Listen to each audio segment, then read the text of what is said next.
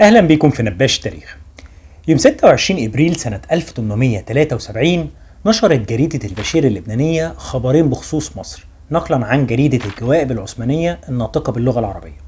الخبر الأول بيقول إن عدد التلامذة اللي بيدرسوا في مصر هو كالتالي: 1143 تلميذ بيتعلموا على نفقة الحكومة، و1698 تلميذ بيتعلموا على نفقة ديوان الأوقاف مع مساعدة الحكومة والأهالي، و2223 تلميذ بيتعلموا على نفقة إيراد وقف المكاتب الأهلية مع مساعدة الحكومة، و77300 تلميذ بيتعلموا على مصاريف الأهالي، و5978 تلميذ بيتعلموا في المكاتب الإفرنجية. فمجموع اللي بيتعلموا في مصر 88342 تلميذ.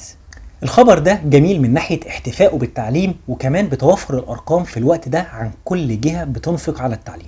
الخبر الثاني بيقول إن جريدة الجوائب نقلت عن جورنال إيطاليا رسالة كتبها السيد روفيه مطران الحبشة الكاثوليكي إلى الخديوي، اللي كان الخديوي إسماعيل وقتها.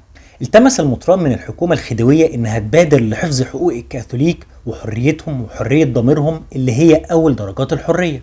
وهنا بيقول الخبر إن كلام المطران ده بيتقال للخديوي بالرغم إن اللي أذى المطران ومنعه من إجراء وظيفته في تلك البلاد هم أهل البلد نفسهم.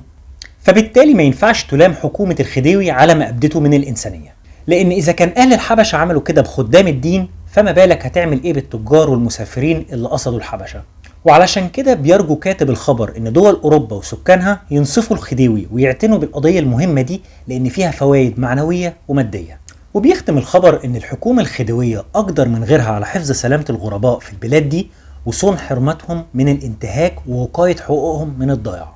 الخبر ده اتكتب في الوقت اللي كان فيه توتر ما بين مصر والحبشة وقت سيطرة مصر على منطقة بوجوس اللي هي في أريتريا دلوقتي، وكانت أثيوبيا بتعتبرها أرض أثيوبية ومش من حق مصر إنها تضمها. في الآخر لو عجبك المجهود دوس لايك وشير وقول لي رأيك تحت في كومنت.